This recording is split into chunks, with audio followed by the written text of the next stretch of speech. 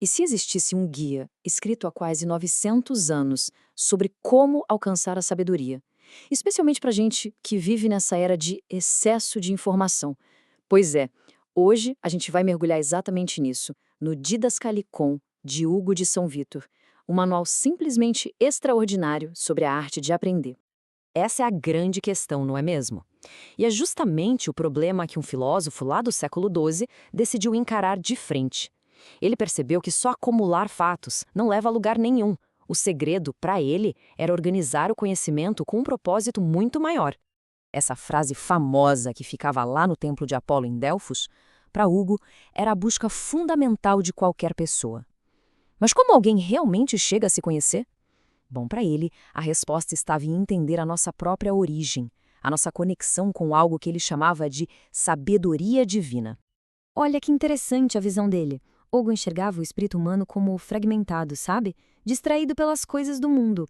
Então, aprender não era sobre encher a mente de coisas, mas sim sobre reparar, restaurar a alma, colocar a casa em ordem. Mas, afinal, quem foi o criador desse guia? Para a gente entender de verdade a obra, a gente precisa primeiro conhecer o homem e a época super vibrante em que ele viveu. Hugo, de São Vítor, viveu numa época de verdadeira explosão intelectual. A escola de São Vítor, que foi fundada em Paris, virou um polo de conhecimento, bem no coração de um período que basicamente preparou o terreno para a modernidade e até mesmo para o surgimento das primeiras universidades. Então, o Didascalicon não é só um livro, é literalmente um mapa, um sistema para organizar todo o saber. Hugo foi, na essência, um cartógrafo do conhecimento, mostrando não só o que aprender, mas como as diferentes áreas do saber se conectam umas com as outras. Certo, então, como era esse mapa? Hugo propôs uma divisão super elegante e completa de toda a filosofia, que, para ele, era a mesma coisa que todo conhecimento. Ele organizou todo o saber em 4 grandes áreas. E é aqui que a genialidade do sistema dele começa a aparecer de verdade. A gente tem a filosofia teórica, a prática, a mecânica e a lógica. Cada uma delas com um objetivo bem específico. A teórica é aquela parte que busca entender o que as coisas são. E a busca pela verdade pura, investigando as razões por trás de tudo, tanto das coisas divinas quanto das humanas. A prática, por outro lado, foca em como a gente deve agir. É a ética, né? E ela se aplica à nossa vida pessoal, à administração da nossa casa e até à governança da sociedade. Agora se prepara, porque essa parte é realmente surpreendente. A inclusão da filosofia mecânica. Numa época em que o trabalho manual era muitas vezes desprezado, Hugo chegou e disse: não, isso aqui é parte essencial do saber. Para ele, era uma forma de imitar e até completar a natureza. E essa lista mostra perfeitamente a visão dele. Inclui coisas como tecelagem, produção de armas, navegação, agricultura, caça, medicina e, olha que incrível, até o teatro, que ele chamava de ciência dos jogos. Para o Hugo, todas essas atividades práticas eram fundamentais para a vida e para reparar a condição humana. E por último, a lógica. Pensa nela como se fosse o sistema operacional de todo esse mapa. Ela é a ciência do discurso correto, que nos dá as ferramentas para pensar, para argumentar e para comunicar o conhecimento que a gente adquire nas outras 3 áreas. É a caixa de ferramentas do sábio. Ok, a gente tem o mapa.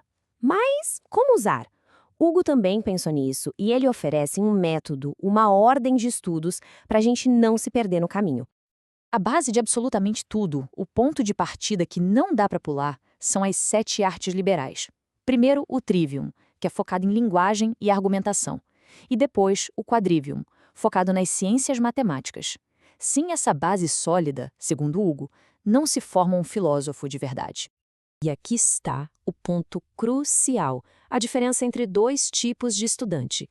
Hugo criticava muito aqueles que pulam de um assunto para o outro, misturando tudo, só para parecer que sabem muito. O caminho sábio para ele era seguir a ordem, construir o saber de forma metódica, conectando as ideias. Mas, no fim das contas, para que todo esse esforço? Qual é o destino final de toda essa jornada de aprendizado? Com certeza não é só acumular conhecimento. Essa frase do Didascalicon, ela resume tudo. O conhecimento é uma ferramenta de reparo. O objetivo do estudo é restaurar algo que foi perdido dentro de nós.